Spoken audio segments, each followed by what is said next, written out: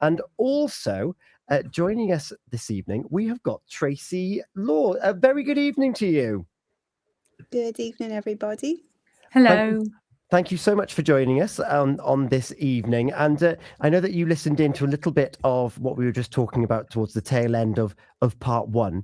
We're looking at telling our story, and we're talking about chapters. And before we jump into what you do on the day-to-day as a storyteller and facilitator, what's your experience of these different chapters and identity and actually making a heading for yourself? I think, talking about chapters, we can, if we look back on our lives, we can see that we've had different chapters. Some chapters might be difficult. They might be good chapters. They might be growth. They might be, lots of different things. I know in my own life, I've had many chapters, of all different things. And I suppose that's where we get our stories from, and individual little stories make up our complete story, then our different chapters. And you mentioned there about some chapters, they're good chapters and they're bad chapters. How much of that is things that we can decide if it's good or bad, or is there something more in us that it is because my body rejects that idea of what that chapter should be for me? Where do you think that line is there? Yeah, I think when I say bad, that could be something like it for my own personal chapters, if you like, lots of loss and grief. Not necessarily bad, but I might call them bad, but times where my chapters weren't so happy, and then happy chapters where really good things were happening in my life and that sort of thing. And I think we kind of like put them in those sort of boxes, don't we? Yeah. If you've just joined us and you want to join in the conversation, we would love for you to share your thoughts on what we're going to discuss about over this part of the show this evening. So the WhatsApp number is 01437 764455. You can download the Pure West Radio app on your mobile telephone device if you haven't already, and you can send a message to studio, or you can email studio@purewestradio.com, or you can comment on the social media platforms where we are currently live, including Facebook. We're also on LinkedIn, YouTube, Instagram, and on TikTok this evening. So you can find us wherever you consume your entertainment on a Thursday evening. And I'm going to hand over to Hayley now to give us a bit of an introduction, how you and Tracy know each other and why you wanted Tracy's perspective on the show here this evening. So we met 3 years ago, I think we just decided, didn't we, on the NatWest Business Accelerator. So it's a program that NatWest ran for, well, at the time it was for SMEs, but I think it's changed now. And we were on, had you been on there before, or did we join at the same time? Yeah, I'd already been on there for one. You've been on there before. One, I think, yeah. And when we met, we started to talk about your business and my business. And I just really love the idea of learning to tell stories well, particularly learning to tell your own story well.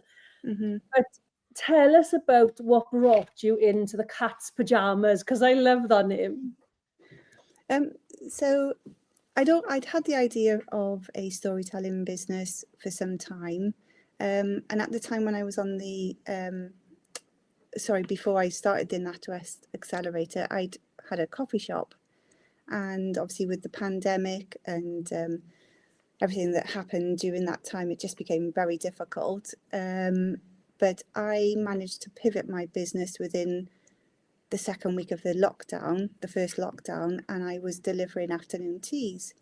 And it suddenly occurred to me that I was delivering afternoon teas to all these different people.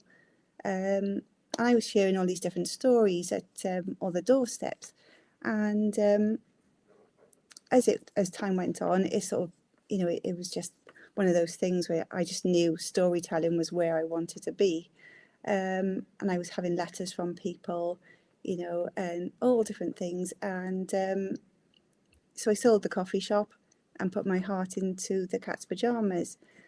And I knew I wanted to run a business around storytelling. I just didn't really know what it was going to be called or how it was going to look. And then myself and my daughter, one day we were watching School of Rock.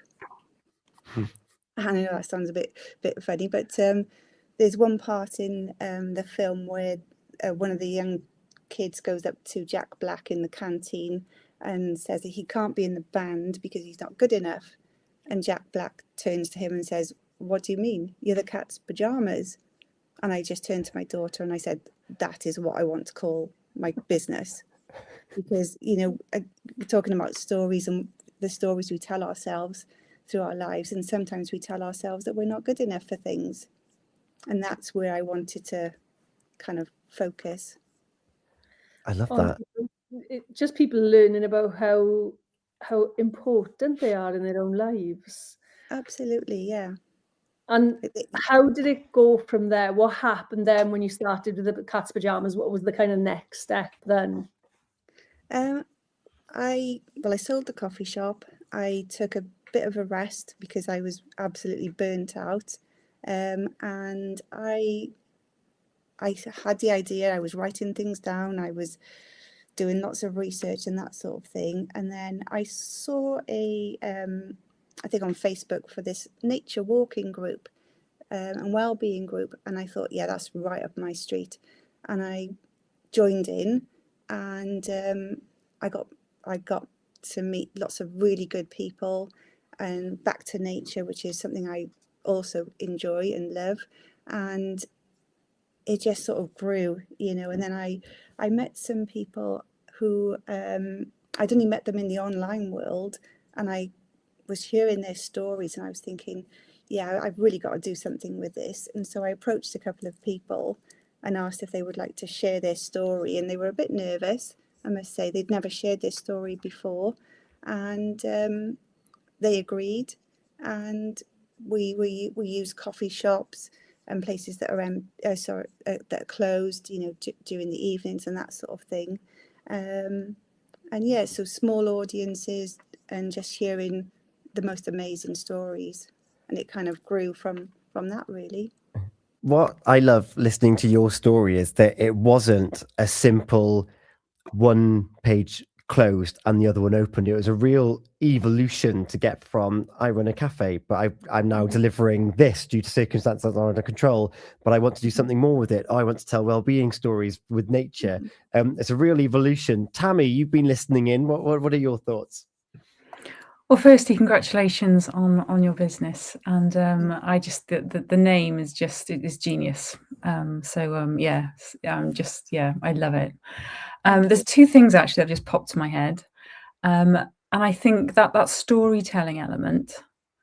We grew up as children, loving listening to stories. It's almost like it's so ingrained. That you just do it, generation after generation. It's just unwritten. It's like an invisible thing that we do, and we naturally just stop and listen. And I think, to tap into that, I think is absolutely fantastic. And the second part I just wanted to do is just reflect back on, you being your own author, all of us being our own authors. That what we actually tell ourselves, we hear it, so it almost it becomes that prophecy, even though that story that could be completely wrong, or we're actually we're labeling ourselves, we're identifying ourselves as the completely wrong character in our story. What are your thoughts? What your thoughts on that self-prophecy, I suppose? Yeah, absolutely. I've got a story about that. I always thought I wasn't going to be good enough to go to university, or sort of excel in jobs and things like that. And so I didn't go to university from school. I just got a job, like just a regular job, nothing exciting. And I just kind of like just carried on with it. And then in 2002 we lost a child, and I think that was like a pivotal moment then where, you know, after that, you know, you just think, yeah, there's got to be more to my life than this. And then I was working in like a caring role, and I had a conversation with somebody, and she was going to university, and I thought, hang on a minute, she's not 18, 19, she's in her 30s or 40s. And I thought, hang on a minute, maybe I could do this. And I did. I went to university at the age of 40, and I got a 2-1, which I was very proud of. I was working full time. I've got 2 other children, husband and home, and I loved it so much. I did a postgrad, and then I did my PGCE. So, you know, the story I was telling myself when I was very young, you know, obviously I was wrong.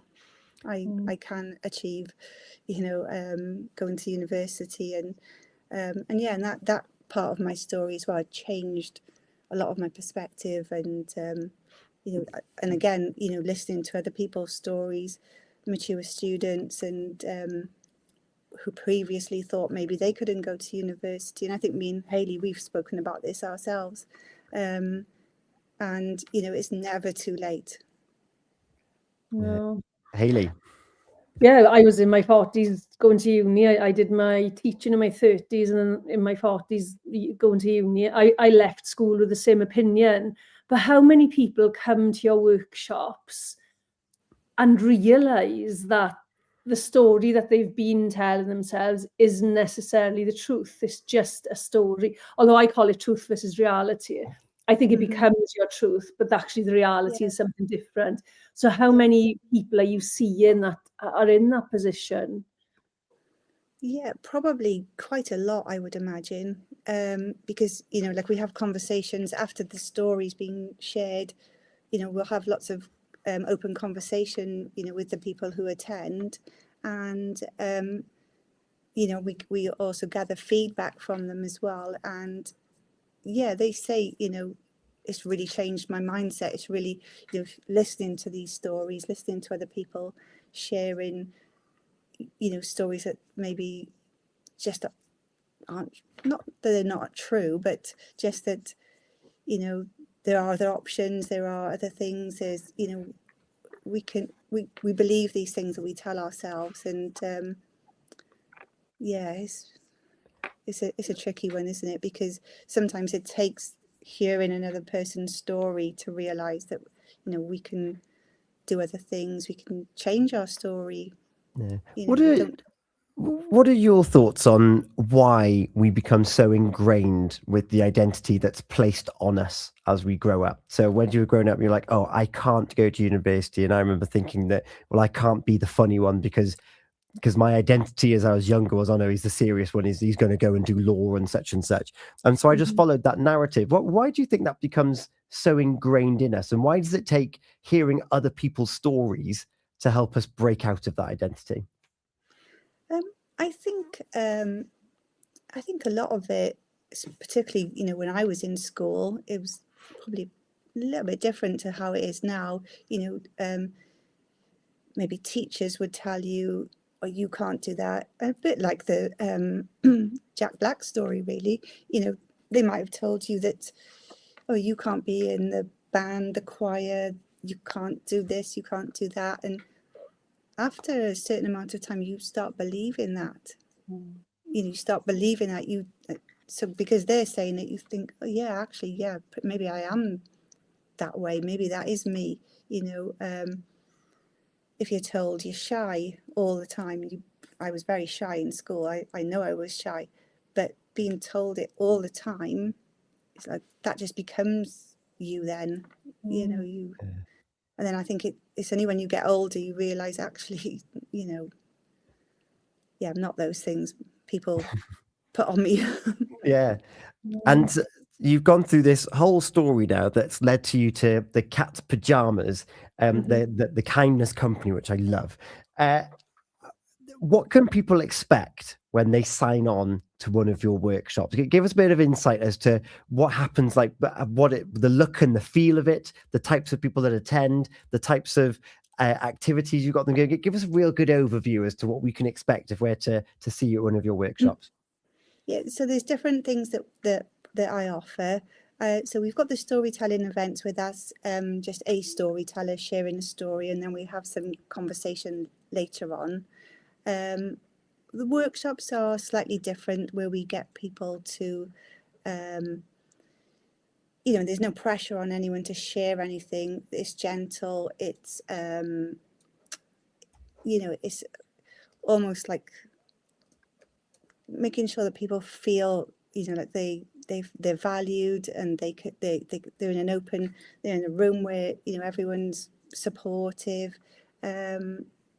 and also I do get them to be creative as well.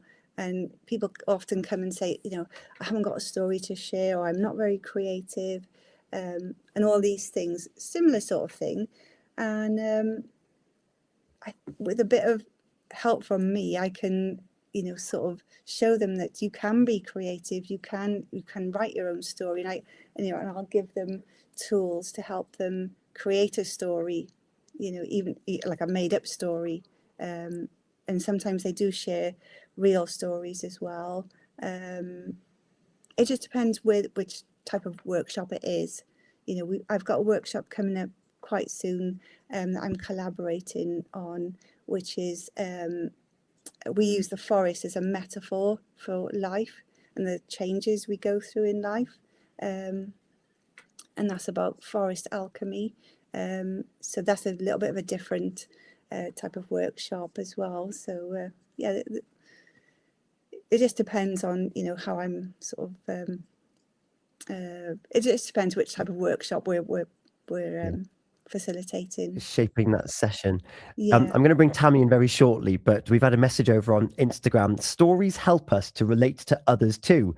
We all think you're the only ones going through things until you hear other stories. Love this powerful conversation. I'm going to bring Tammy very shortly. Sharing of stories and making us realize we're not alone. How many moments have you had in your workshops where you can see someone getting having that release off their shoulders, thinking, oh, I'm not the only one in the room that feels like that?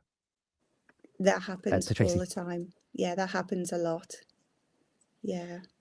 People, they actually realize that, gosh, I was afraid to share this information beforehand, but, and I can give it one good example. Before one of the events I had, one lady, she said, please don't ask me to speak in front of anyone, because I just won't be able to do it. And I said, okay, there's no pressure on anyone to speak or anything like that. And then the storyteller finished, we opened the conversation up, and I couldn't stop her talking. And she was just like, I just really related to everything that this person said. I could see myself in the story, and so it's a gentle way of getting people to just be a bit braver, I suppose. Yeah. Tammy. I just it's just so empowering listening to you, Tracy, and I have to say you've got such a gentle, easy to listen to voice. It really is. Yeah, I just wanted to say that. I just think going back to people being in situations where they're kind of scared or nervous, anxious, thinking that they're the only one that feels it. Listeners, or all of us can relate to that. Yeah. There are many times in my life where I think, oh, I better not say anything, or I shouldn't do that because I'm the only one that's feeling it, or I'm the only one that's experiencing it. So I really hope it just, when people are listening now or they listen back, it just reassures them that they're not. I really like the idea that through storytelling, you are the author, you're not just the character. Yeah. We can reshape. We can break that identity. We can emerge differently. Absolutely. And we can embrace it. The only thing I was going to ask, are any of your any of the individuals that come to you, do they ever actually want to hold back because they they don't want to move on from their old chapters or their own old identity? Are they nervous? Are they scared to let go or to try and erase that? Yeah, I think that's always something, that we always say to people, like if you're not ready, you have to be ready to share a story, or especially with other people in the room, and I would never put any pressure on anybody to share something that they're not ready to share. And I think we have to be careful because, we're not, I'm not a therapist or anything like that. This is therapeutic, but I wouldn't want to, go into that sort of territory where people think they're coming for, a kind of therapy session, when it's just about, that gentle, conversation and just exploring really, all of our stories. I remember running writing workshops for people affected by cancer, and it was a similar kind of setup. It wasn't necessarily about the cancer, and it wasn't necessarily for therapy. It was a therapeutic exercise, learn something new, creative skills. We'd have different facilitators come in, and the impact that some of the people had from writing out the story was fine. And a bit like Hayley earlier with the journaling, I can get that out there. That belongs in that chapter there. That goes there. And I know why I'm writing it down. This makes sense. And then the question would always come, who wants to share this? And it was at that moment where people, because when it's written down, it's still kind of in your head, and it's not public knowledge. It's still your little secret. And it was at that moment, who feels like they can share? And all of a sudden they reread what they've written down, and they think, oh my goodness, but if I share this with someone else, I'm gonna have to move out of that chapter, because now that's been exposed. I can't keep that as a secret in my head anymore. And the epiphany moments that some people had, and reading it out loud just helped make sense of why they had written something a certain way. And it's really quite profound, writing and reading out loud. And for some, some people, they couldn't do it. They just couldn't bring themselves to do it, even if it was just 3 lines. With your workshops, I imagine there's a bit of an expectation that you're going to share some of your story, and it's up to you to what extent you share. Yeah, absolutely. Yeah, I mean, people always start off a little bit apprehensive.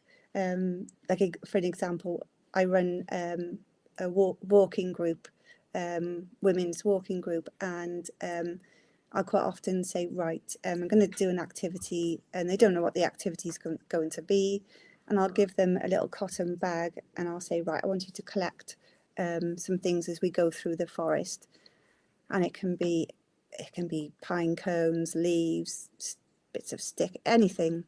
And then when we get to the end, I'll say, right, I'm going to give you 10 minutes, and I want you to come up with a story related to that object.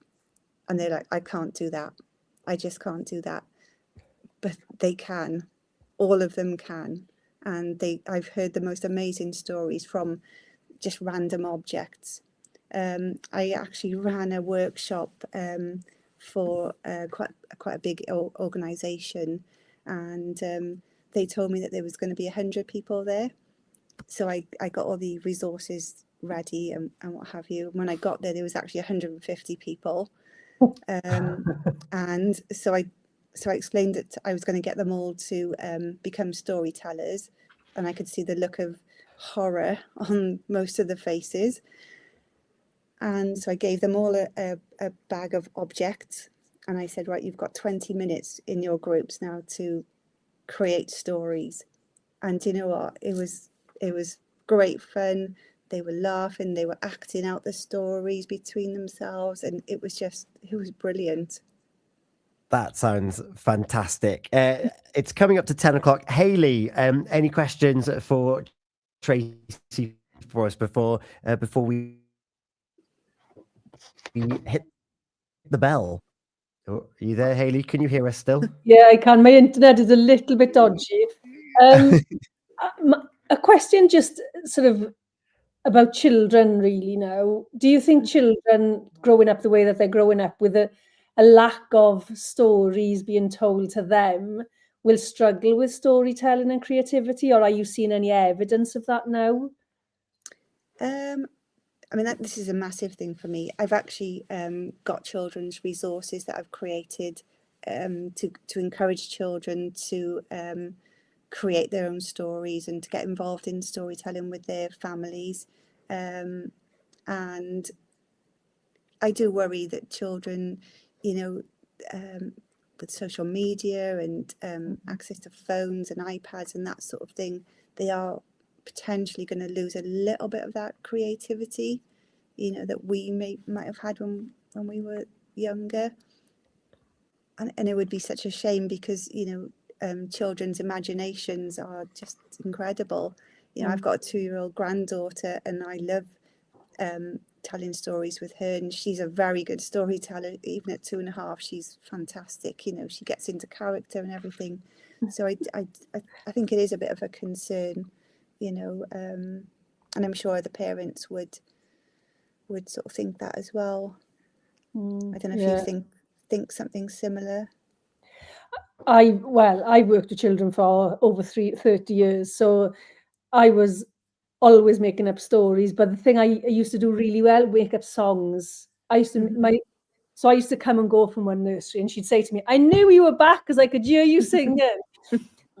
But I've done it with my children. But I do think that children are lacking that ability to communicate now, particularly in a storytelling kind of way. Because they're not doing it. Then families are not doing it. They're not sitting on the table and telling stories. They're not talking about past generations. I really feel that creativity and storytelling ability is disappearing, or has disappeared maybe for this generation. Yeah. Sad, isn't it? Yeah, I think so. I read something the other day, which was, don't give the correct answer to your children straight away. Tell them about the fairies and the goblins and the things that live under the stones before you tell them about the weathering effect of the cold and the warm and the night, and that's why the rocks get small and they split. Tell them stories, and that the facts can come later. And I'm going to resonate with that with my young family now as well. Tracy, before I send you off to bed, up the wooden hill, as my mum used to say, going back to storytelling. Come on, up the wooden hill. It's time for bed. What's the best way for people to find out more about you and to keep up to date with what you're doing? So I've got a Facebook page. I do most of my posts are on Instagram. I have got a website as well, and it's just the Cat's Pyjamas Kindness Company.co.uk, and the Instagram is the Cat's Pyjamas, and the Facebook page is the same. And I post anything that's coming up, like the walks or any workshops or anything like that. It's all on there. And I have to ask, do you have a cat? I don't actually. My daughter's very allergic to cats, so we can't have a cat. We've actually got a tortoise. Ah, lovely. Which I can see. I can see him sleeping just alongside me. Oh, how lovely. Love that. Yeah. Tracy, thank you so much for your time here this evening, telling us about storytelling, about how you use it for people to find who they might be and share some stories. And what I loved earlier is that you said, things that are true, things that aren't true. It's just a space to explore that creativity and use metaphors, use different aspects of the world around us, to view the world around us differently, which can bring a lot of color and vibrancy in whatever circumstances we find in. And I think that's really important. Tammy, any last thoughts from you? Just reinforces the importance of storytelling. You are never too old to tell a story or to hear a story. So thank you so much for sharing the Cat's Pyjamas and your journey with us, Tracy. Thank you very much. Thank and you Hayley? for having me on tonight. No, thank you. It's been good. I haven't seen you for a while, so it's been lovely to see you again. Yeah, we need a coffee soon. Yeah, definitely. Thank you. Thank you so much, Tracy from the Cat's Pyjamas, joining us here on Healthy Minds, Better Lives for a Thursday evening. It's gone 10 o'clock. Still to come between now and 11. We're going to be hearing from when Tammy caught up with Lorraine Pascal, talking about getting past a certain age for the women. We're going to take a moment. We'll be back with you here this evening on Healthy Minds, Better Lives. Thank you, Tracy. Thank you. We are Pure West Radio. In your car,